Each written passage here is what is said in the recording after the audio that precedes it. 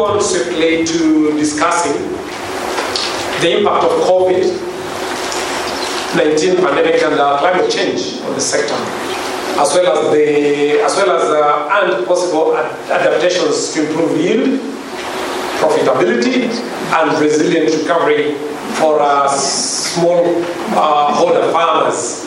And to lead that discussion, of course, as we said, is experience sharing, but we'll have Joseph Male to guide us through that discussion. Joseph Male is the CEO of Avail Group Limited, Uganda. He's actually the founder of Avail. He's an agronomist and agricultural extensionist, innovation practitioner and entrepreneur. So welcome. Let's appreciate Brother Male as he comes and takes a seat. He's going to guide us in that conversation. He is going to be working with a panel, but also involving us as we share experiences.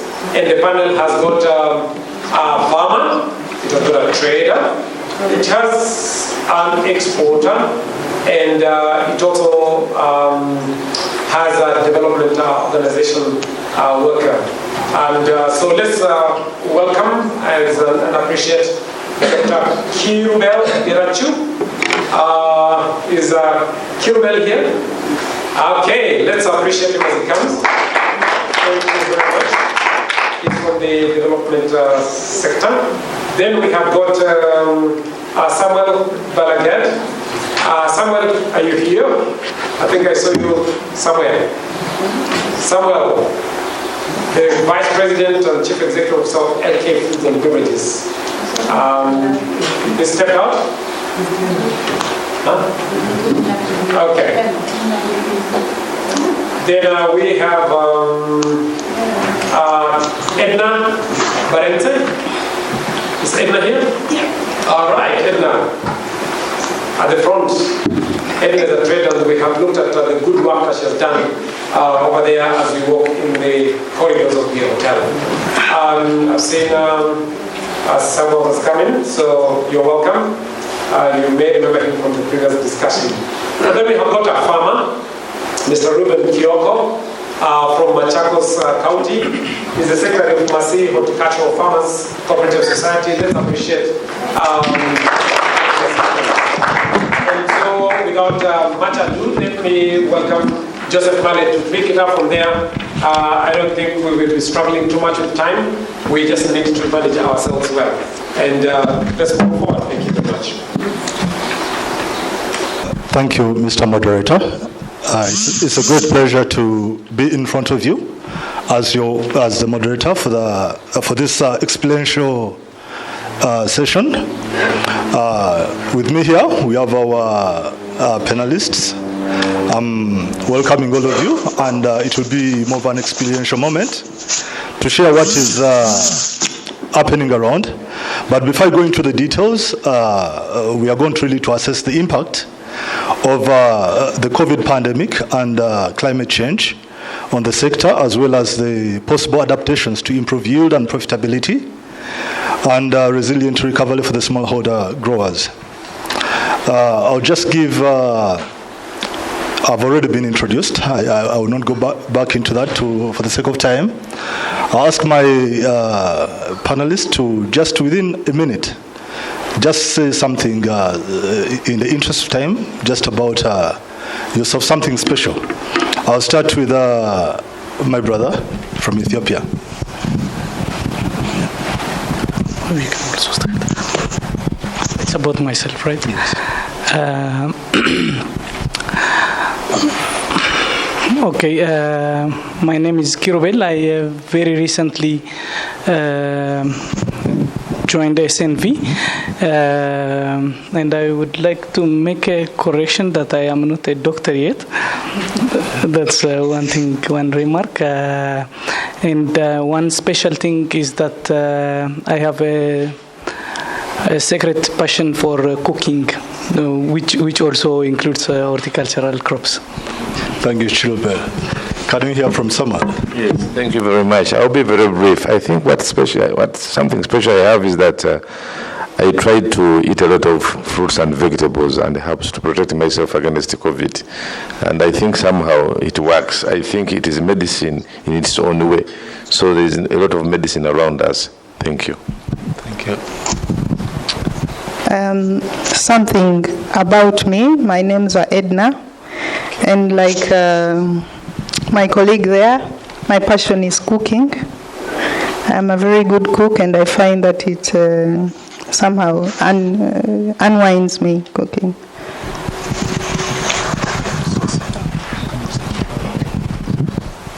Good afternoon. My name is Ruben Kioko.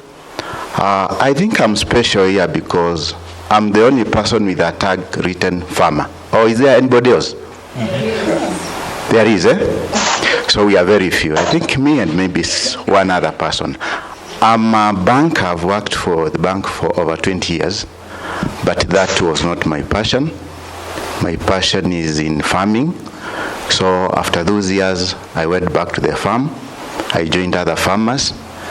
We do farm mangoes and citrus fruits, and I'm enjoying that. Thank you.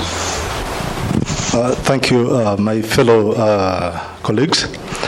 Maybe just to mention a little about myself, maybe what hasn't been mentioned. I come from a vast background. Before getting into agriculture as a social entrepreneur, I ran from accounting and finance. That was my first profession. But you know, there's that special thing that pulls you to where you believe or where you belong. And I think for me, agriculture is not, it's not even just a job. Those who know me a bit, it's a lifestyle, and that is me if you are to define about farming. And horticulture is at the forefront of all what I do as a person. Yes, they've given us an interesting topic to interact and discuss on, but majorly our interactions are going to be from experiences. We are going to hear experiences from the farmer's perspective, from the development organization perspective. We have traders, that is Edna. We have Samuel from the export sector. I think looking at what has transpired from the COVID pandemic amidst the extremes of climate change as the different iterations, I think we'll have to look at the direct impact that have happened around. We'll be able to assess and look at the different adaptations and come up with probably way forwards. And we'll love at the end to have clear solution. It was quite interesting to look when we had the COVID pandemic. That was in 2020. The East African region had been through a lot of shocks amid the same time. If you look at the extremes of the iterations of weather, I would give an example: the floods. It is on record that in 2018, I think we had one of the worst floods in the region that killed over 500 people. That is from the FAO report. So you realize that these shocks, accumulated with the COVID pandemic, bring a lot of pressure on the sector. When you look at, even if I give you an insight of Uganda alone, 2019 to 2020, we had serious landslides in the eastern part of the country where a lot of people were displaced. Looking at all these kind of shocks, obviously present a lot of pressure on the sector, and it is on that ground that we need to hear from the different, perspectives, what has been done, how has it impacted, and are there practical experiential models or solutions that we can look at and try to pave a way forward. I'll start from hearing from Edna. It will be very interesting when you look at the COVID pandemic, especially I would give an example in Uganda. there were a lot of, let me say, restrictions in the way to curb the pandemic, which obviously brought a lot of pressure. How did you manage, or how did the COVID situation impact the business of a trader, especially you as an horticultural trader? Thank you for that question. COVID impacted everybody, and it did not spare us as traders. Being into the horticulture business, we were drastically affected because we are self-reliant, that is one, and whatever we do or however we perform also reflects on how far we grow. So when COVID hit, of course there was a lot of fallback on income. We were not able to meet our set targets. That impacted a lot on how far we could grow. But personally, as the in a situation where people depend on payment per day they have worked, it was really very heavy for the employees because we are employing semi-skilled laborers, most of whom are youth. So when the restrictions happened, we couldn't also meet up and fulfill their livelihoods. So that was really a little bit heavy on us. As a company, we lost, but also as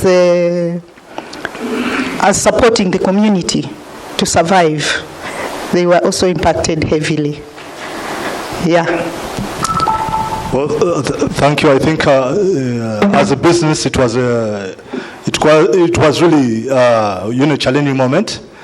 But as I say that was just a situation that probably maybe made us also face in a totally different direction. But when we realize in depth about it, this restriction, despite they were in a good cause to kind of prevent extra pressure that would get, there was, especially for those landlocked countries, I would give an example, Uganda, in this case. There was a very big challenge in the cross-border, because of the cross-border restrictions. There was very, very challenge in the logistics. Samuel, could you share with us, as an exporter, how the impact was, and how did you probably look at the impact in the logistical form as an exporter during the pandemic? Thank you very much. As you have mentioned, this COVID caused a lot of disturbance in movement as a result of the lockdown, whereas the government permitted the goods to move 24 hours, the trucks from the gardens, from the different farms to move 24 hours. There was a restriction of movement of the people, other people. And in order to move the business to move, you need to have all the different sectors operational. For example, somebody has to go to the bank. So how does that person move to the bank? When the working hours of the bank are limited. The staff in the bank are limited. So the time of transaction is also limited. Unfortunately, in Uganda, you have to pay cash at the airport in most cases. So you have to get the foreign exchange. So that restriction in movement was very big.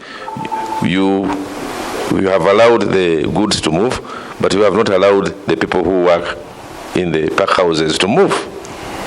So there was no blanket, clearance for those people along the entire value chain to move. So it was a very big blow. Another thing that happened, in order to overcome that, exporters were forced to organize for accommodating the workers in the respective places. Then, for those who did not have the clearance to move, they opted to abnormal means of movement, like moving in the trucks to do official work, which was terrible. Because if you don't have a clearance, then the truck is allowed. Then you have to jump on a truck to do what? That is if you have it. If you don't have it, then you have to hire. You have to hire a what? You have to hire a pickup or a truck to move you from point A to B, which became very, very expensive. So the alternative, the solutions were very, very expensive for that matter, but people had to move. Another issue which is came out very clear and was a big problem, the freight charges almost doubled. They increased, and that is, I don't know, the result. Maybe the reason was because of limited movement of other people. And in addition to that, the prices were not increased from the buyer's side, were not increased. Then some destinations were almost closed off at certain moments because of this. So business was killed. Because certain areas, say Italy, at one moment, Italy, I think, closed off. I don't know whether our Kenyan colleagues know that. At one time, there was almost no movement. So we had that challenge. And the farmers, during that time, some of them got stuck with their products. So, as we prepare for the next pandemic, which is likely to come, I don't know. We have to do a lot of research and innovation to see that by the time it comes, we have systems in place, or we are promoting systems in place. For example, make sure that most of the business people can work online. So instead of physically making a payment at the airport like the way it is required in Uganda, which I find a bit unique, they should be able to access the payments online. We should have provision for staff at the major park houses. We should see how to ensure that we have alternative use for the products that would have otherwise been exported. That means doing more value addition. Logistically, we try to solve the problem of moving away from always relying on air freight to containerize, so that can allow us some time maybe, and etc. Thank you very much. Yeah, thank you, Samuel.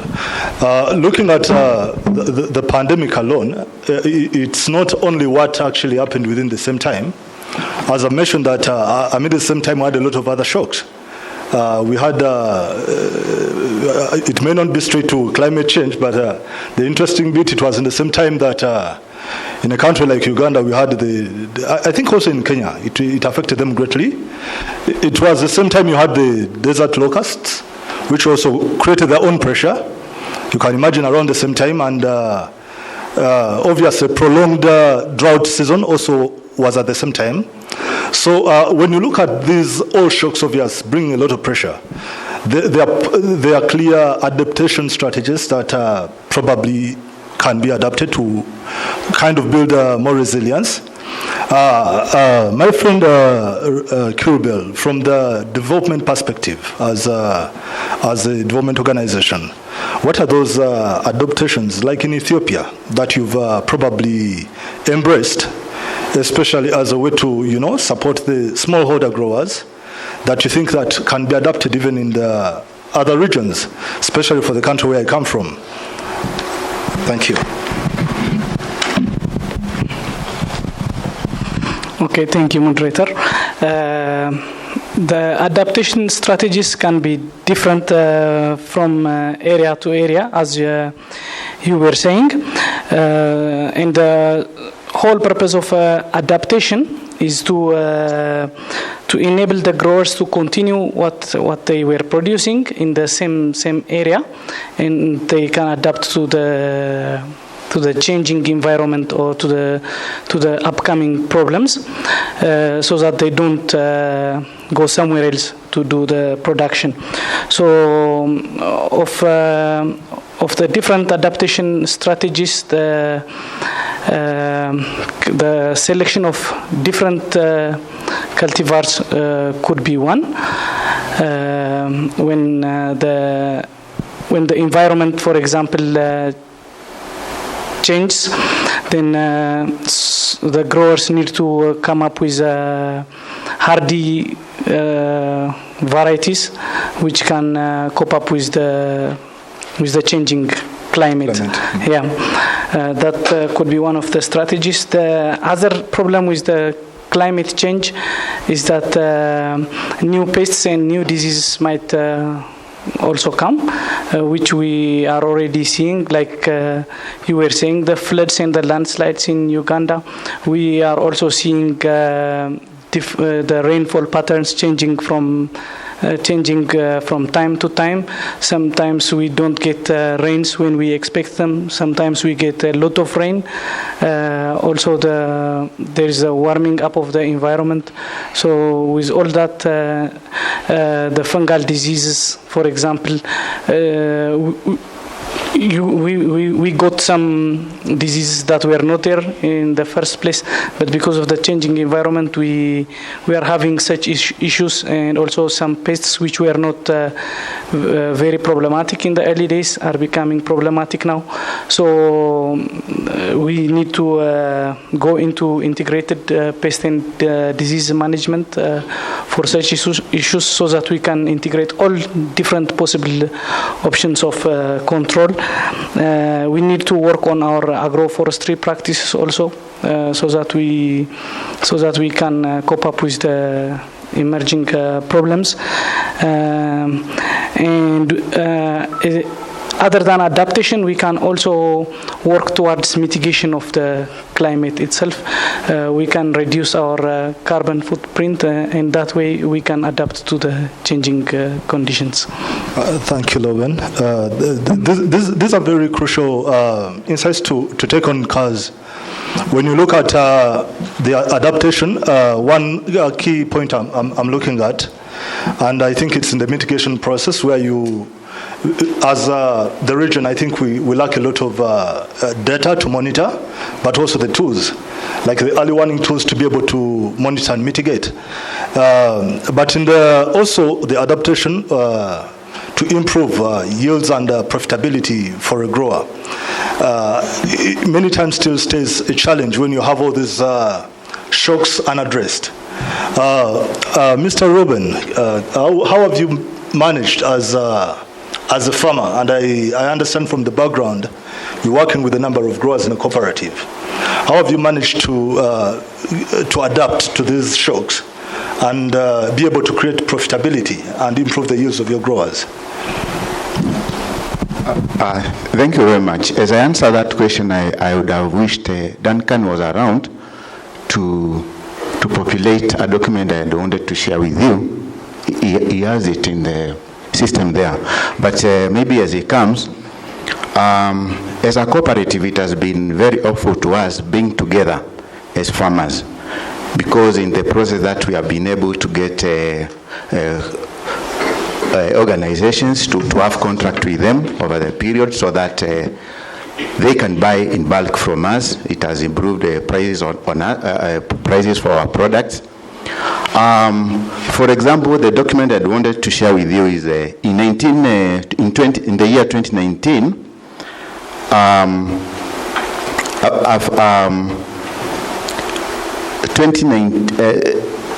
2019 and 2021. What the challenge we have really experienced is the increase on price of inputs. But as for our profitability, it has not changed much. There has been no much change. For the farmers, the issue has been actually for us to see which means or what we should do to be able to increase the price and, of course, income of our products. This has not been the case, but there is what we have done over the period so that we can improve on the pricing. I'm trying to open my document here. Just a minute. Oh yes, that's it. Huh? Yes, just in summary.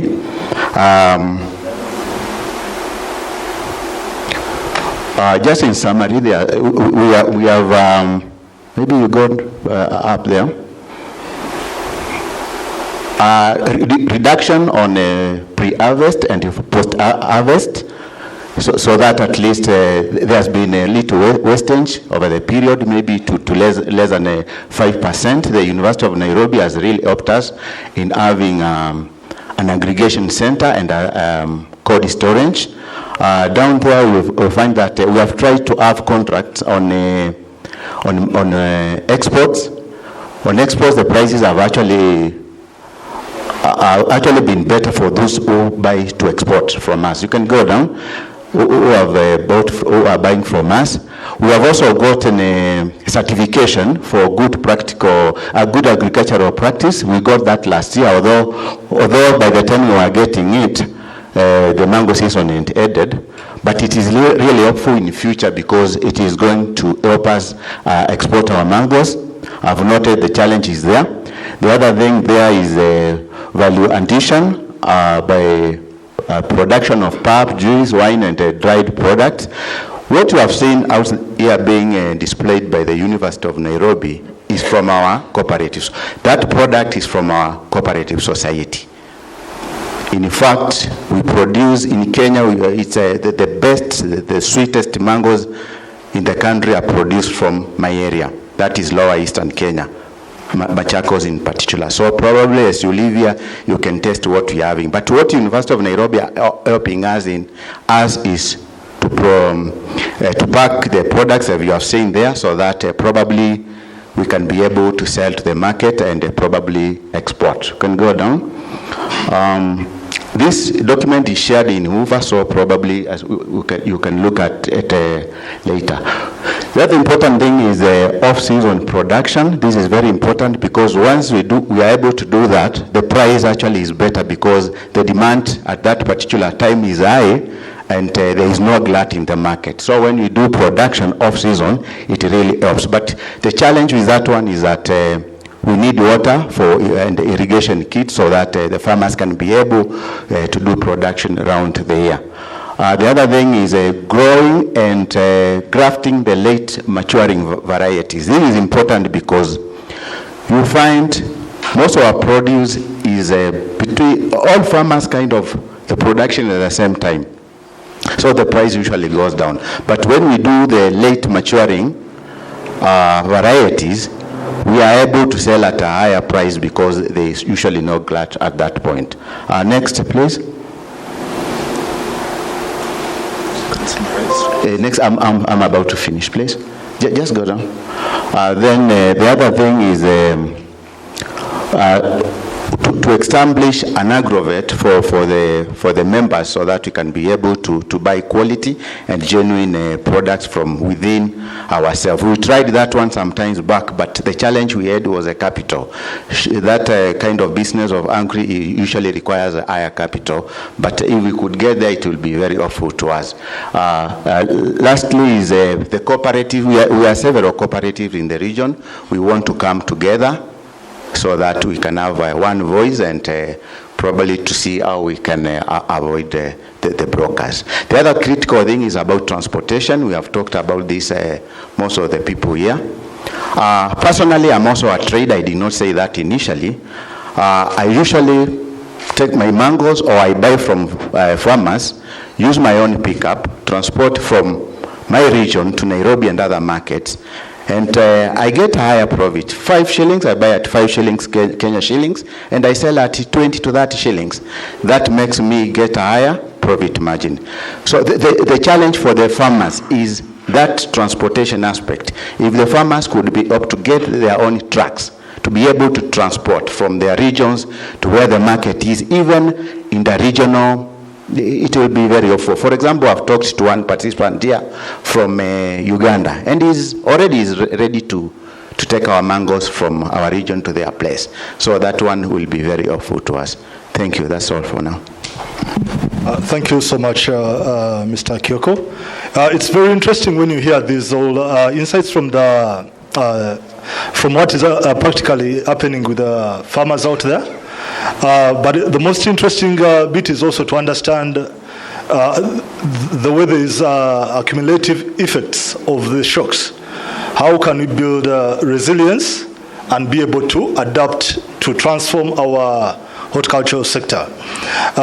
These were just insights, but as we are just here to share the experiences, I'm sure that there is a lot of insights between the audience, and at this time I would like to ask if there are some comments and questions or any supplements we can get to it. I'm trying to look with a matter of time. Then after which we shall have a summary from my panelist speakers. If there are questions and comments. Thank you. I have seen 3 hands, so let's take those. Thank you so much. From your experience, I mostly heard about the challenges. I imagine during COVID, there were some opportunities that came up or some good things that came up from COVID. I was requesting maybe you could share with us. Thank you. That's a good one. Yes, please. Thank you. Yes, thank you very much. I'll direct this to the gentleman from Ethiopia. I believe, I would like you to answer this.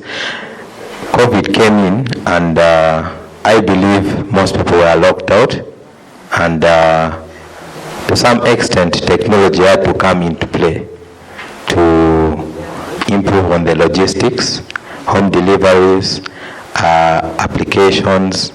I don't know if it has been the case, and if so, please try to bring that out to us to see how it helped, because that would be the basis to use technology in marketing and improving the value chain. Thank you. Thank you very much. Thank you. We have Prof here. Thank you very much. My question goes to Kioko. I see you are sitting pretty, and maybe you are happy with what you are doing.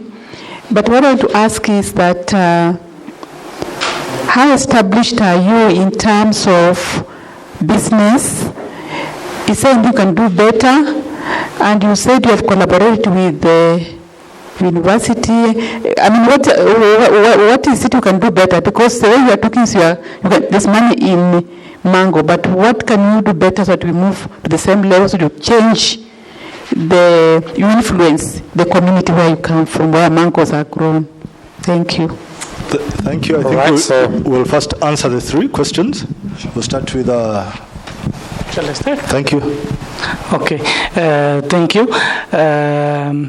Yes, there were a lot of applications developed in Ethiopia during the COVID time for deliveries, because especially when COVID struck, I believe it caught us by surprise. We were not ready for it. Although we heard that people were having it somewhere else, I think in East Africa we were not ready. I think we thought it was not coming. So when it came in, everybody went into the house and locked himself in. So we had to buy a lot of groceries and things like that. And after 2 weeks, everybody has finished the vegetables and everything. So that's when some creative people, innovative people came up with ideas to develop these applications that we can buy groceries from the comfort of our own home. But I still believe that we have a long way to go, because I know in Kenya, for example, most people have smartphones, even in out of Nairobi. But the case in Ethiopia is a bit different. So most of these applications are used only in the capital city. Thank you so much, Mr. Kioko. Yes. Thank you very much.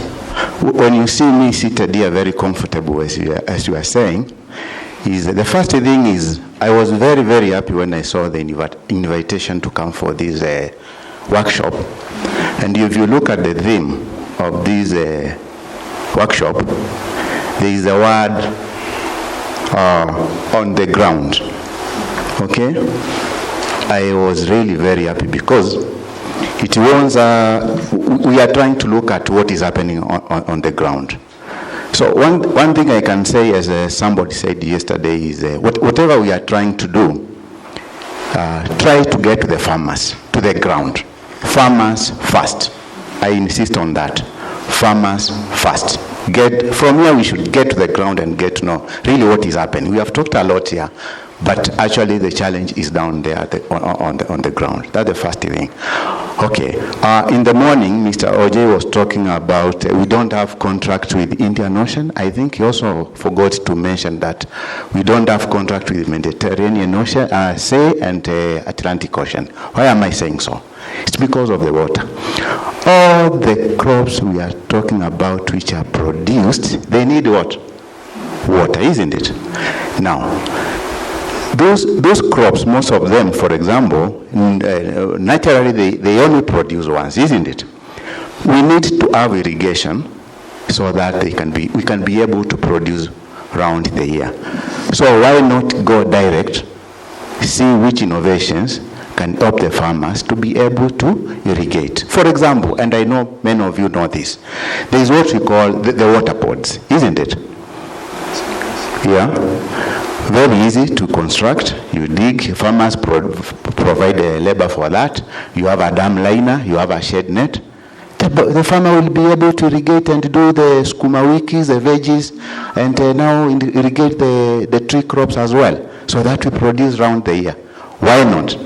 In my place, and I think Professor Buko can say this, once we are through with selling of the fruits, that's it. We wait now for the next season. The farm is there, the crops are there, the water, we let it go to the Indian Ocean. So what are we doing really? So these are the real things we need to do. Yeah? I think yesterday during one of the session, it was on page 3. Underline this. We had breakout session 2, water, management, micro-irrigation, wastewater and all that. Water. That should really be looked into if we want to help our farmers. I think the other thing will be access to finance, access to markets, to have our own transport, as I said earlier, and maybe an agrovet, so that farmers can really have everything in-house. Thank you. Yeah, thank you so much. In just 2 minutes, they are asking, not forget about the question, if there are still opportunities during the pandemic between the horticulture sector. I'll give you 2 minutes, then we'll wrap up. Just 2 minutes. Just to say that we had very wonderful innovative ideas and technologies that came as a result of the pandemic. And at that time, we did not have time, but we were just forced. So this time, now that we have got the relief, so we should continue as if we were preparing for the next pandemic coming 2 months from now. So it is an opportunity for us to continue. I don't want to say that I'm not a prophet, but neither can I rule it out.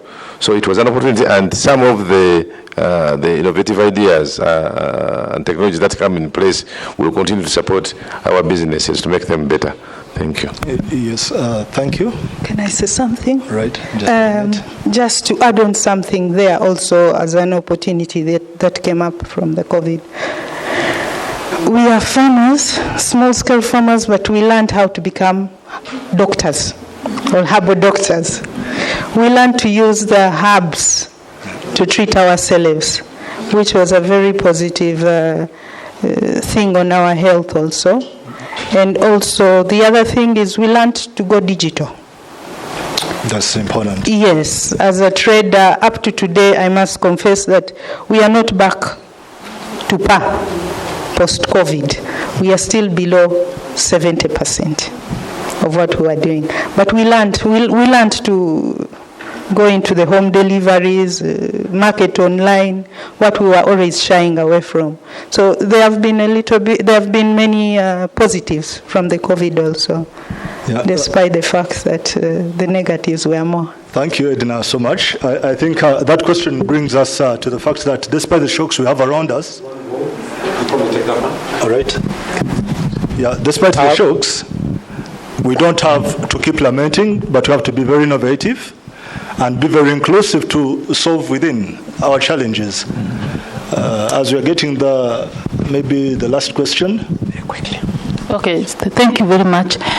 Just on a quick one, during the pandemic, some of our exporters from Kenya say that's the time they really had good exports of fruits and vegetables, and they really got good income from that. Can I confirm that from Kioko? And in Uganda, could that also have been the case, that they really got good markets in the EU for their fruits and vegetables during the pandemic? That could be a positive thing for the pandemic. Thank you. Okay, Kioko, could you respond straight to that in regard to the fruits, if you had a hosted market? On our part, we did not get an opportunity to export, but we sold locally. We sold locally, and we did not lose much because already we had established contractors to purchase from us. Yes. Yes, but you can make a comment. Thank you so much. But in the case, maybe I can briefly say something on behalf of Uganda. I think because we had obvious serious restrictions in the movement, but also we had very big challenge in the flights, local, both in the regional, but also international. It was very, very limiting to be able to export, and most especially where we have also the challenges with the compliance at the moment. So it was really, really tricky. But however, just to still put some bit of hope and light, there were great opportunities, as my colleagues have been sharing about it. And amidst the shocks, we still have a way forward. And the special one that personally I also saw was most of us were forced to think alternatively. As we are forced to stay in our homes, you realize that most people realize that the near alternative to any kind of productiveness was to start a bit of farming.